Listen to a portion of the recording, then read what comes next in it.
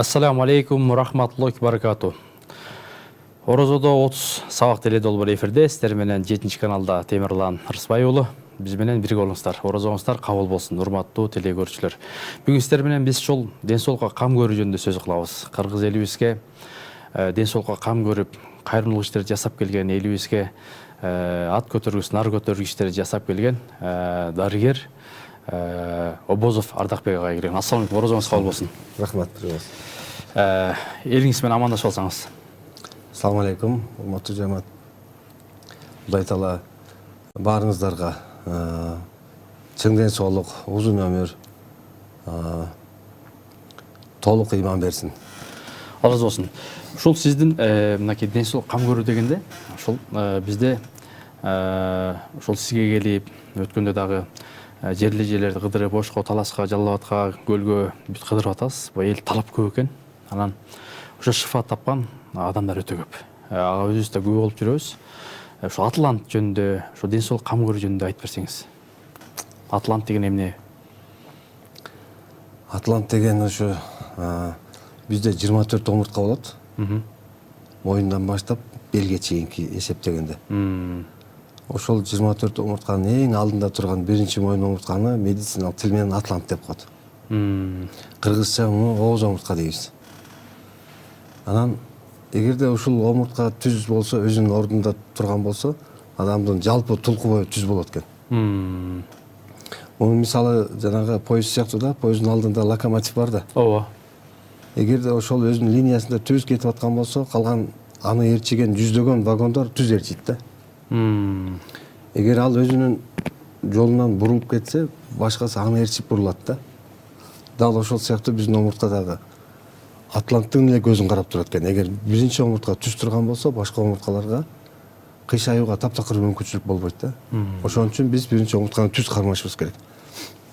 Адамдын мындай бүкүрөйүп калышы, бир ийини түшүп калышы, моюндар мындай буралып калат.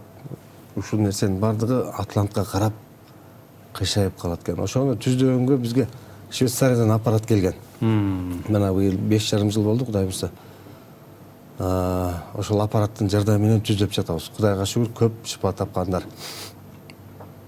Өткөндө ошол Instagram баракчаңызды карасам, таластан келген окшой эже окшойт. Мындай аныкы жамбашы бияк чыгып кетип берди. Анан басканда кол тиет экен да. Анан ыйлап айтып берип атат да. Ошол сизге келип көрүнгөн экен. Азыр түздөлүп, мындай колум тийбей калды деп баягы сүйүнгөндөн адам ыйлайт эмеспи? Ооба. Анан аябай көп бул эми өзгөчө адамдар үчүн баягы ден соолугуна шифа таап алса бул жакшы нерсе да. Ошондой сүйүнүчтөрдү айтып берсеңиз, оңолгондордон. Көп эми андай оңолгондордон, мисалы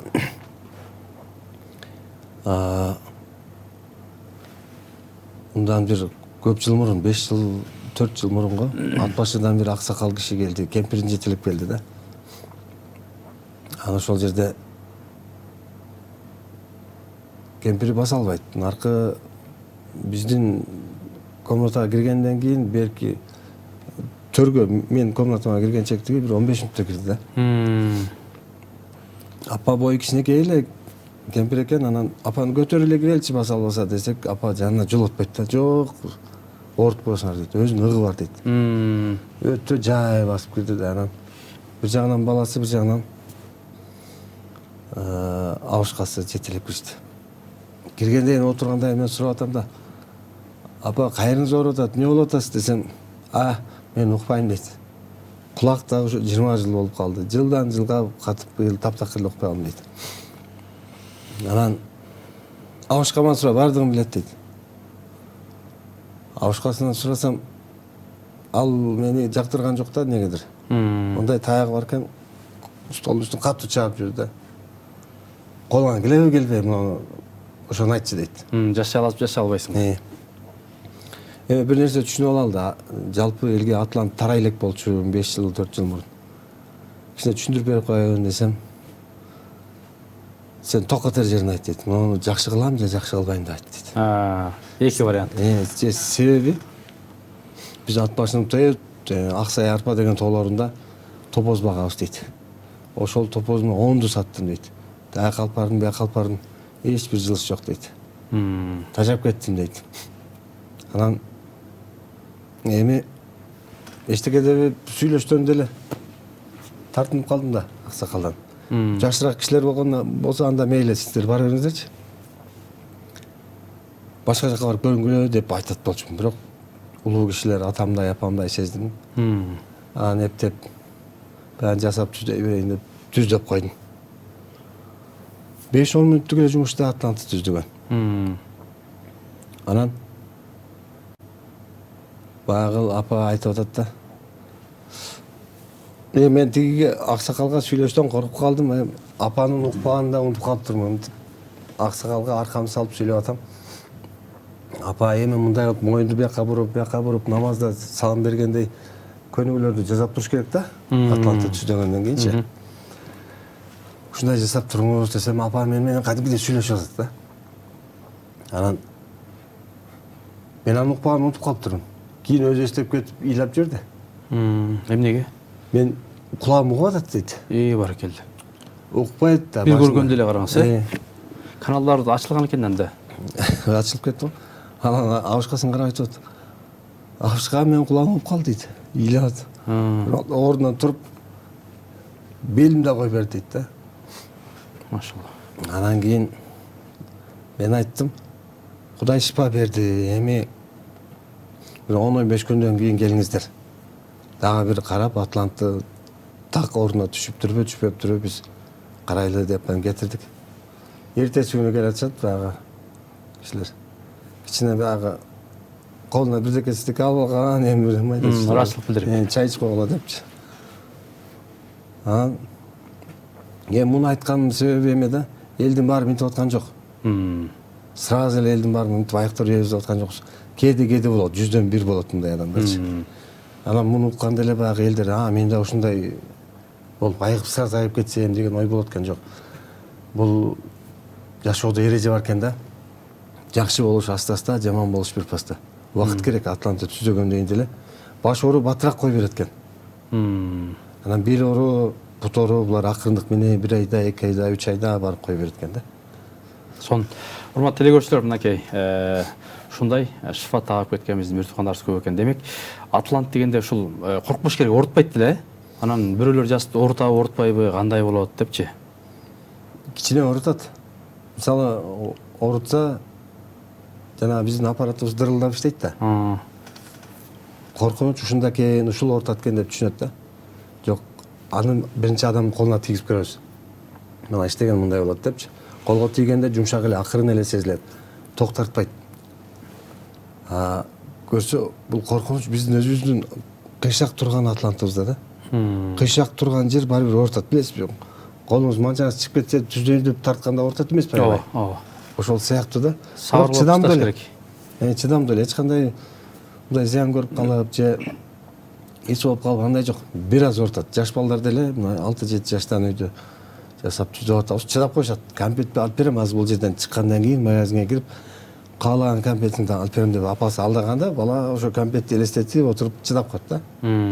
Демек, чоң кишилер жөн чыдаш керек деген сөз да. Устаз, анан ушул сизге келип мынакей баягы интернетте баракчаларыңызды карасак, көп залкарлар, алымдар, элге кызмат кылып аткан адамдар көптөр келиптир. Анан ошол келгендерден кимдер? Максат Дамла келиптир, Асема жүрөт, актриса, дагы кимдер келген? Көп эле мен эстеп кимдер, мисалы үчүн молдокелерден көп эле келишти. Арчебешикте медресе бар, ошол жактын устаздардын почти бардыгы келди. 90% устаздар келди, окшойт. Көлмө медреседен келди. Кара Балтадан Абдрахим шейх, Нурулла устаз, муфтилерден келген, мурдак иштеп кеткен муфтилерден. Анан ырчы чоочулардан көп эле келди. Алар болсун. Демек, урматтуу телекөрүүчүлөр, эл деген өзү мындай баамда байкап анан келет эмеспи? Анан бүгүнкү тема ушул ден соолукка кам көрүү деп атабыз. Ошо ден соолукка кам көрүү дегенде өзгөчө оруз айында баягы көп адамдар ушул ден соолугун жакшы карап калышат. Анан эң негизгиси бул ай орозодо мындай сабырды текшерет эмеспи? Анан бул орозодо деле көрүлө турган ишпи? Ооба, орозодо деле көрүлөт. Даректериңиздер кандай, кантип табат же телефон нөмерлери кандай? Биздин дарегибиз Исанов көчөсү 94, Чүй көчөсү менен кесилишет. Бета сторис бир жакта. Филармонияга жакын болуп калат. Биздин инстаграмда Обозов деп жазса эле биздин ишканабыз чыгат. Ошол жерде номерлер бар. Мен өзүм деле кайталап бир айтып коеюн: 0700 78 42 71. Ушул номерлер 24 саат бою иштейт. Эми 24 саат иштебейт. Эртең менен саат 7ден баштап чалса болот. Кечки саат 11ге чейин. Анткени уктайт да. Эгерлер баягындай жаны кыйналганда чалат эмес, издейт эмес балан. Ошого буюрса инстаграмда баракчылар бар экен. Ошол жактан дагы көрсөңүздөр болот. Аны көрүп эле тим болбостон бөлүшүп башкаларга дагы себеп бололу. Ким жакшы ишке себепчи болсо аткаргандай сооп болот дейт. Анан бул ден соолук баардыгынын өйдө турат. Баягы биринчи байлык ден соолук дейт го. Анан ушул биздин кыргыздар мындай ден соолукка жакшы кам көрөбү же сизге келгендерден же башка улуттагыларбы? Бизге көбүнчө эми кыргыздар эле келет. 99% кыргыздар келет. Анча-мынча башка улуттардан да келип калышат. Мисалы Казакстандан келип калышат, Өзбекстандан келишет, Тажикстандан келишкендер бар. Эми аз да келишет бирок. Орустар келип калат кээде. Анан бул оору ушу өзү мындай баягы изилдөөлөрдө башкаларда мындай төрөттөн кетет деп айтышат экен. Ошондо айтып берсеңиз. Ооба, ошол эми канча киши келсе деле көп кичинекей биздики Атлант кыйшак экен, чыгып кетти деп ушундай диагноз кое бересиңер деп ушул ойду айткандар да бар да. Анан эми больницага көрүнгөнү келген кишилер ойноп келбейт экен да, бир жери ооруп келет. Омурткада проблема болуп атабы? Ийни кыйшык же гыржасы чыккан же остеохондрозу бар же бүкүр, анда точно мунун атланттык кыйшык. Эмне себеп бул атланттык кыйшак боло берет десе, көбүнчө ушу төрөттөн эле кетет экен да. Бала төрөп атканда, ымыркайдын кезинде курсактан чыгып атканда баш чыгат экен. Баштан кармап атайын врачтар бурап кайрып тартат. Башка жолу жок, ушинтип чыгат да. Ошол учурда кичине жылып кетет экен дагы. Бирок кичинекей кезде балага таасир бербейт ал оору. Оорубайт деле. Себеби баланын денеси жумшак абалда турат да. Гибкость, ийилчектиги жакшы болгондуктан бала оорубайт деле экен. Каны суюк болот. Баягы кичине кысылып турган жерден суюк кандын айланып өтүп кетип калуусу жеңил экен дагы оорубайт деле. Жаш өткөн сайын денеси катый баштайт экен. Анан бел оору, бут оору, каны койлана баштайт экен. Анан баш оору, давление деген нерселер анан башталат экен да. Ошону биз көбүнчө мен ушинтип айтып жүрөм. Негизи эң жакшы учур бала оору электе 10-15 жашта жакшы болот. Денеси жумшак болот, кийин оорубайт да. Азыр бизден апалар келет да, көбүнчө бир аз жаш өткөндөр, 40-50дөн 60 жаштагы адамдар келет. Мен алар менен кошо ээрчишип келген балдарын айтам да. 20 жашта, 30 жашта балдар ээрчишип келгенде бир жерде көбүнчө жок дейт. Мына апаңыз дагы, атаңыз дагы сиздей кезинде ооручу эмес. Эртерээк кам көрүп алыңыз. Кудай берсе оорубай, кыйналбай жашоону өткөзөсүз депчи. Анан сиздин ушул бир жакшы сыпатыңыз бар экен, ал сыпат ушул жетим жесирлерге, колунда жоктор көп да. Ошондойлорго көп кайрымдуулук иш кылат экенсиз да, баягы ден соолугун кам көрүп, командаңыз менен мынакей өткөндө Кызыл бирликтеги балдарга барып иш чара кылдыңыздар, баягы абакта отурган апаларга. Анан ушунун пайдасы, фазилети жөнүндө айтып берсеңиз, эмнеге мындай иш чаралар көп кыласыз? Эми мусулманчылыкта ушундай да. Медреселерге, устаздарга кызматыңыз күчтүү да, эмнеге? Мисалы, жана жер иштеткен адамдар өзүнүн тапкан пайдасынан үшүр бериш керек да, 10дон бирин берет.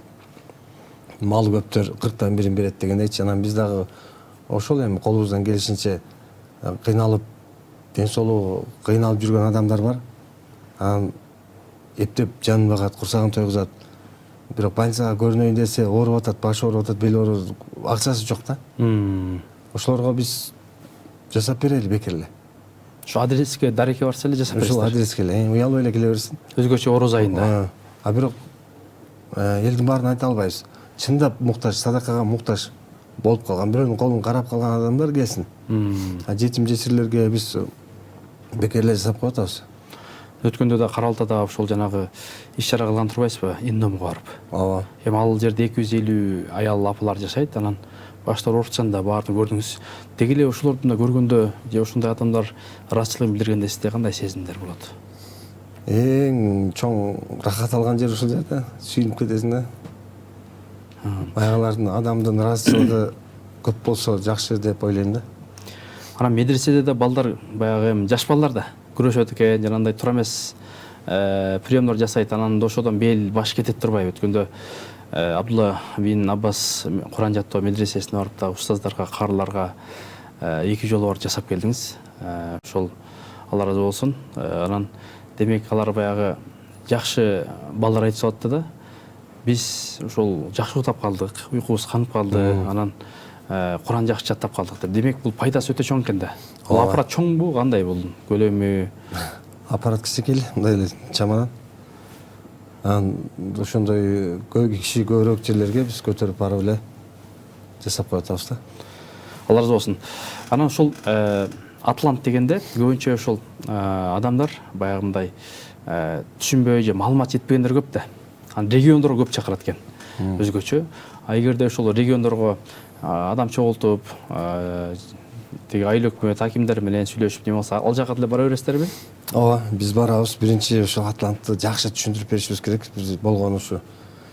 Эмнелер керектелет? Көбүрөөк эл чогулуп берсе, анан кийин чоңураак экран болсо, интернет тарткан жер болсо эле биз өзүбүздүн каналыбызда YouTube'да ачып алып, бир 5 мүнөттүк даярдалган видеобуз бар. Ошону көрсөткөнчө жарым саат, 1 саат болуп кетет да, кошумча сөздөрдү айтып атыпчы. Анан ошону көргөндөн кийин адамдар анан өздөрү даяр болот да. Демек, урматтуу телекөрүүчүлөр, баягы ким бирөөгө жакшылык кылса, бул сооп ала турган күн да. Баардыгыбыз бул дүйнөнү кетебиз. Анан ар бир жан өлүмдөн даам татуучу дейт. Ден соолукка кам көрсөк, ден соолугубуз бекем болот. Баягы ишке болгон, амалга болгон аракеттер жакшы болот деген сөз. Демек, бүгүн сиздер менен ошол Атланттын негиздөөчүсү ошол мынакей Оозов Ардакбек устаз келип керемет сабак кылып берип атат. Дагы ошол боюнча мындай Атлантты жеткизүү, жол болсо жанагындай амал кылуу, түздөлгөндөн кийин мындай сактанып жүрүү же ошол ордуна келиш үчүн эмне амалдар кылыш керек? Эрежелери да барбы? Эрежелери бар, ооба. Болгону моюнду катуу мындай буратпаш керек. Мисалы, жаш балдар жана күрөшүп кетет, моюн кыстырып кетет. Же болбосо баягы эңкейип тоңкоюп алып, башты ылдый кылдан моюнга растяжка кылат да. Бул көбүнчө күрөшкөн балдарда ушундай. Ушундай нерселерди кылбаш керек. Моюнду мындай чойдуруп, бияка буратып, ушундай нерселерди кылбаш керек. Болбосо Атлант түзөткөнүн кийин кадимгидей жашоо өткөзүп жүрө берет. Мурдагыдай эле ичкен жеген, баскан турган ошондой эле. Устаз, биздин бир 2 күндүн ар жак бер жагында убактыбыз калды. Бүгүнкү ошол ден соолукка кам көрүп атабыз. Ошол жалпы сиздин жыйынтыктоо соңку сөзүңүз болсун, дуаңыз, каалооңуз, бата тилегиңиз болсун. Не дейбиз эми, жалпы элибизге ден соолук каалайбыз. Ден соолугуңуздарды бекем караңыздар. Кудай таалам баарыбызга толук ыйман берсин. Исламдан туура түшүнүк берсин. Бири-бирибизге кайрылып, бири-бирибизди колдоо көрсөтүп турган адамдардан кылсын баарыбызды Кудай таалам. Бул дүйнөдө кыска гана жашайт экенбиз. Биз качан ошо башка адамдарга жардам кылыш менен Аллага өтө жакын болот экенбиз. Кудай таала ошондой адамдардын арасына коштун. Алла таала бизди бул дүйнөгө сыноо үчүн жараткан. Жалаң эле өзүм деп эстен биз башкаларды карасак, Алла таала аябай жакшы көрөт экен. Ошондой адамдардын арасына коштун. Алла таала бизди шерменде кылбасын. Эртең Кудайдын астына барган кезде жүзүбүздү жарык, нурлуу кылсын. Ошол эми калган сөздү өзүңүз сактап коесуз. Разы болсун. Орозоңуз кабыл болсун. Урматтуу телекөрүүчүлөр, бул ден соолукка кам көрүү, балким башка улуттагылар дейбиз, кээде колуна бир тикен кирсе барып көрүнөт экен. Же болбосо оорубаса да 6 айда көрүнүп турат экен. Демек, мен жакшымын деши да мүмкүн, эгер биздин көрүүчүлөр ошол жакшы болсок деле бир көрүнүп коюш керек. Экинчиси, ушул ооруп аткан бир туугандарыбыз болсо, азыркы айткандай, ошол интернет желилеринде Ардакбек Оозов деп, же болбосо кеңсеси, офиси ошол Исанов чүйдө жайгашкан экен. Ошол жерге барып бир текшерип көрүнүп алсаңыздар болот. Кудай таала баарыбызды алуучу колдо эмес, берүүчү колдордон кылсын. Ден соолугуңуздар чың болсун, ден соолукта болуңуздар, орозоңуздар кабыл болсун. Кийинки оодон амандашканга чейин саламат болуңуздар.